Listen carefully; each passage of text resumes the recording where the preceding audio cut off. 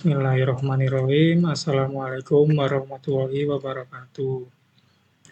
Perkenalkan, kami dari kelompok 1.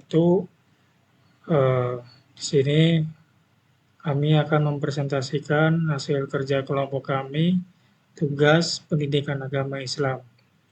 Yang pertama, di sini saya sebagai ketua Muhammad Hasan Fikri, dan di sini ada anggota saya, Dedi Karsadi, ada Andreansa, ada Yusuf Alwaji, ada Resino Palia.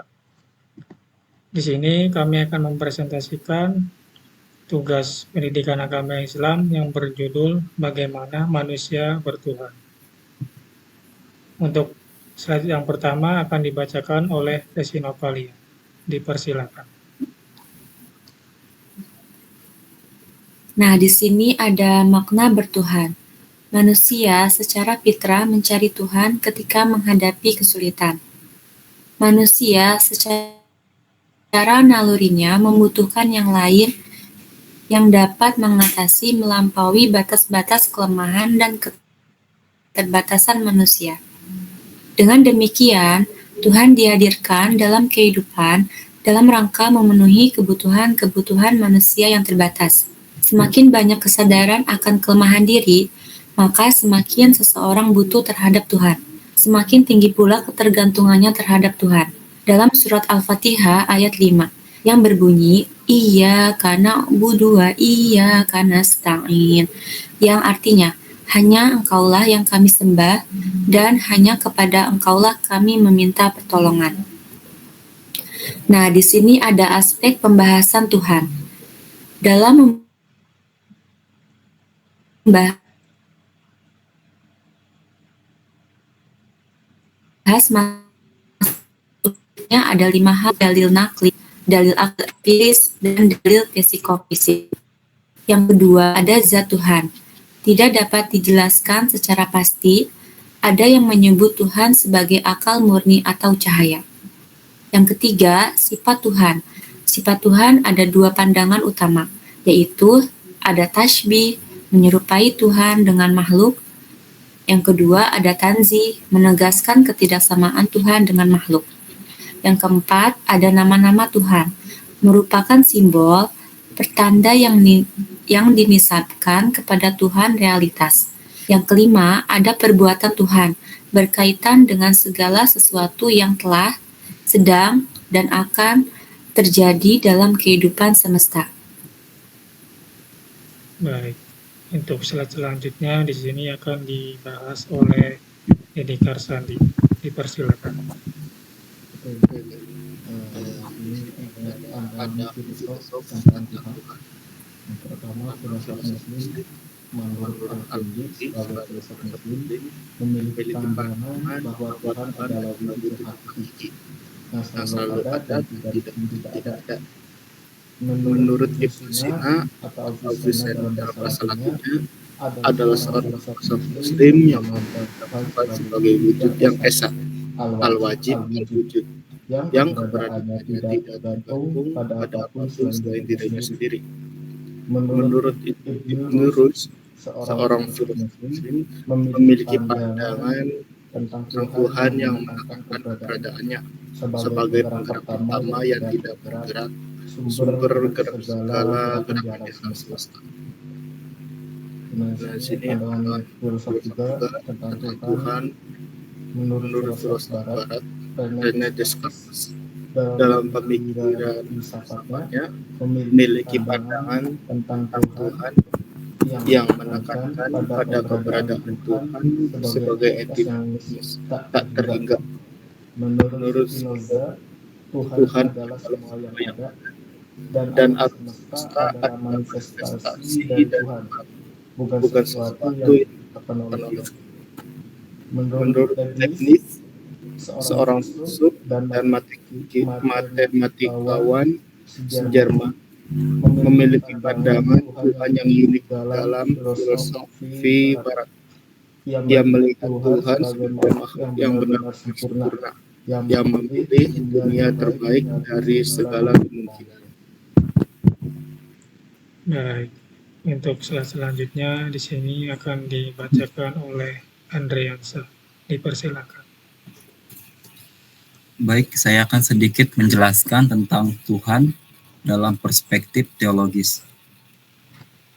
Teologi Islam secara terminologi terbagi menjadi dua, yaitu menurut Abdul Razak bahwa teologi Islam adalah ilmu yang membahas aspek ketuhanan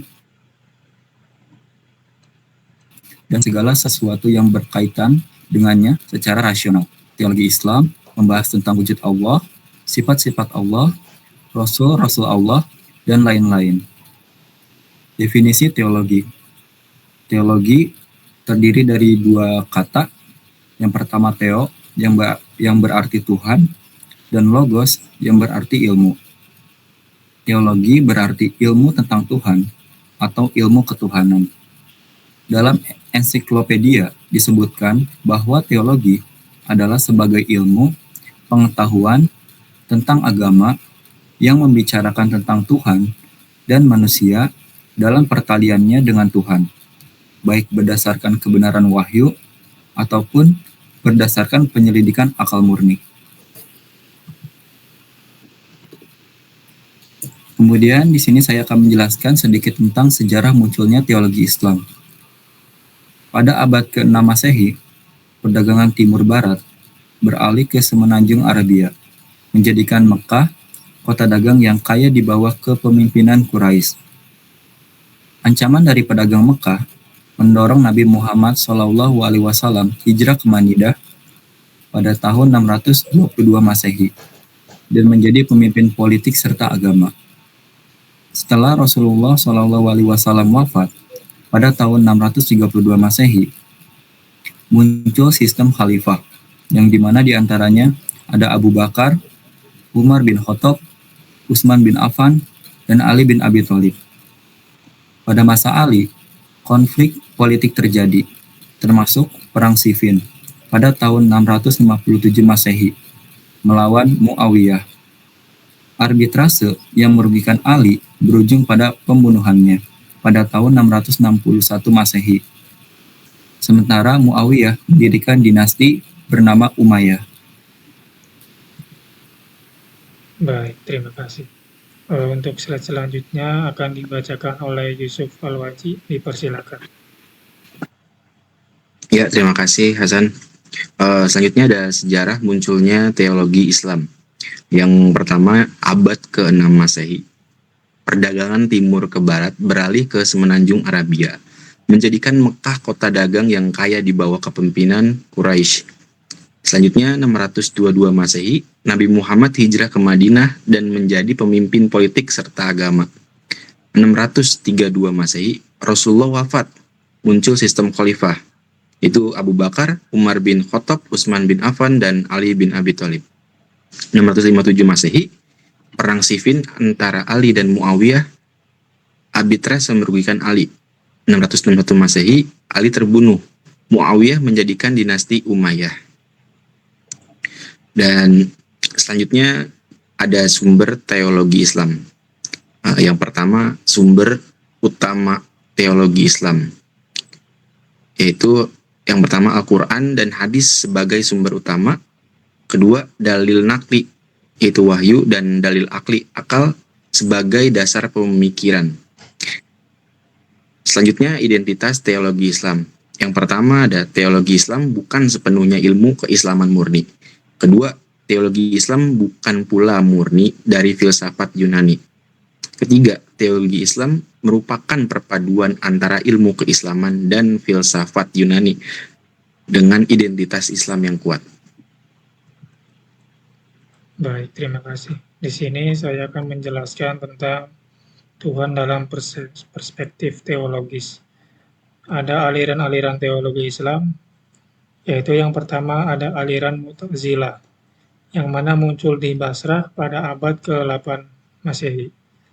Kemudian ada tokoh utamanya Abu Al-Hudayah Al-Alaf. Dan kemudian ada ajarannya, yaitu Tuhan tidak memiliki sifat. Al-Quran adalah makhluk. Kemudian aliran yang kedua yaitu aliran Asy'ariyah, yang mana didirikan oleh Abu Al-Hasan Al-Asy'ari, yang muncul di Baghdad pada abad ke-10 Masehi. Kemudian ada ajarannya yaitu Tuhan memiliki sifat, Al-Quran adalah kalam Tuhan. Kemudian aliran yang ketiga yaitu aliran Maturidiyah, yang mana didirikan oleh Abu Mansur Al-Maturidi yang muncul di Samarkand pada abad ke-10 Masehi. Dan ajarannya yaitu Tuhan memiliki sifat dan Al-Quran adalah kalam Tuhan. Kemudian ajaran atau aliran yang keempat, aliran Salafiyah, muncul di Arab Saudi pada abad ke-18 Masehi. Kemudian tokoh utamanya yaitu Muhammad bin Abdul Wahab, dan ajarannya kembali kepada ajaran Islam yang murni dan menolak bid'ah. Kemudian yang kelima ada aliran Wahabiyah, yang mana didirikan oleh Muhammad bin Abdul Wahab, muncul di Arab Saudi pada abad ke tahun 18 Masehi. Dan ajarannya sendiri kembali kepada ajaran Islam yang murni, menolak bid'ah, dan menganggap orang lain sebagai musyrik. Dan kemudian di sini akan dibacakan oleh Resi Novalia, dipersilakan. Nah, di sini ada manfaat mempelajari teologi Islam. Ada 3, yaitu pondasi Islam. Teologi Islam merupakan salah satu dari 3 pondasi Islam, bersama dengan filsafat dan tasawuf. Yang kedua, yaitu ada penguatan akidah. Seorang muslim perlu memahami teologi Islam atau ilmu kalam untuk memperkokoh keyakinannya. Yang ketiga, mencari kebenaran. Teologi Islam bertujuan mencari kebenaran dengan metode yang berbeda. Baik, cukup sekian dari kelompok kami. Kelompok 1 dari kelas 19 4B39. Kurang lebihnya mohon maaf yang sebesar-besarnya. Kami akhiri. Wassalamualaikum warahmatullahi wabarakatuh.